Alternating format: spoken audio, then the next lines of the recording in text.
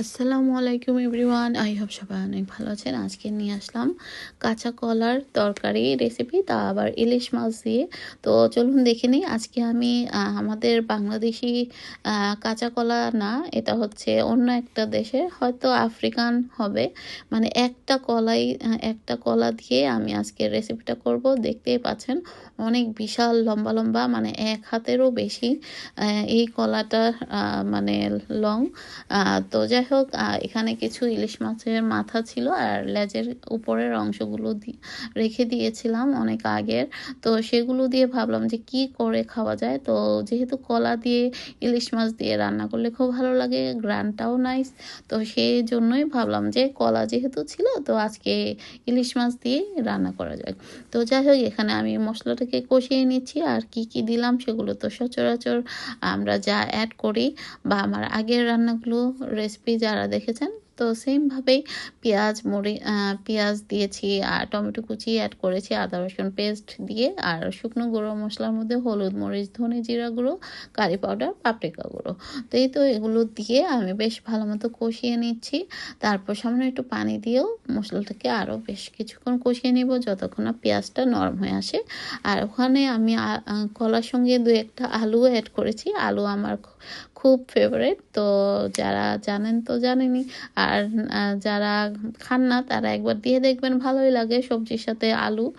তো আলুটা আবার সব কিছুর সাথেই যায়। তো এই তো একটা কলা প্রথমে মনে হলো যে একটু কম কম মনে হচ্ছে, কিন্তু রান্নার পরে বেশ এক কড়াই হয়ে গেছে। আমার কড়াইটা কিন্তু বেশ বড়।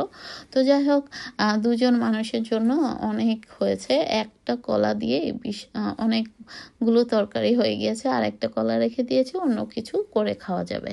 তো যাই হোক, কলাটা কষানোর জন্য দিয়ে দিলাম। কেটে রেখেছিলাম। খুব বেশি মোটা করে কাটা যাবে না। এই কলাটা যতই সিদ্ধ করবেন তত না কেমন জানি শক্ত টাইপের হয়। আর বাংলাদেশি কলা দেখবেন নরম হয়ে গলে যায়, আর এটা একটু শক্ত শক্ত হয়ে থাকে, কিন্তু খেতে কিন্তু সুস্বাদু আর পিচ্ছিল টাইপের হালকাটে। তো যাই হোক, ভেজে রাখা ইলিশ মাছগুলো দিয়ে দিলাম, সাথে ধনেপাতা, কাঁচামরিচ অ্যাড করলাম, আর পরিমাণ মতো ঝোলের পরিমাণটা দিয়ে দিলাম। আর টেস্ট বুঝে লবণটা দিয়ে দিতে হবে এই পর্যায়ে। আর ঝোলটাও আপনারা কে কীরকম রাখতে চান সে এই পর্যায়েই দিয়ে দিতে হবে। তো কালারটা দেখে তো ভালোই মনে হচ্ছে। তো খাওয়ার পরে বোঝা যাবে। আর কাঁচা কলার তরকারি খেতে কিন্তু আমার খুব ভালোই লাগে। তো আপনাদের কাছে কার কাছে কেমন লাগে অবশ্যই কমেন্টস করবেন। আর কাঁচা কলা দিয়ে আর কি কি রেসিপি করা যায় সেটাও জানাবেন। তবে এই কলাটা দিয়ে আমি তো শুধু রান্নাই করেছি, জানি না এটা দিয়ে ভর্তা করা যাবে কিনা। তবে একদিন ভর্তা করে দেখব, অথবা কাবাব টাইপের করার চেষ্টা করব, সেটাও আপনাদের সঙ্গে একদিন শেয়ার করব। তো এই তো কথা বলতে বলতে আমার রান্নাটা হয়ে গিয়েছে, এখন খাওয়ার পালা। তো আলহামদুলিল্লাহ অনেক ভালো হয়েছে। তো আজ এ পর্যন্তই। সবাই ভালো থাকবেন, আমাদের জন্য দোয়া করবেন, আর আপনাদের জন্য রইল অনেক দোয়া। আল্লাহ হাফেজ। Thank you for watching.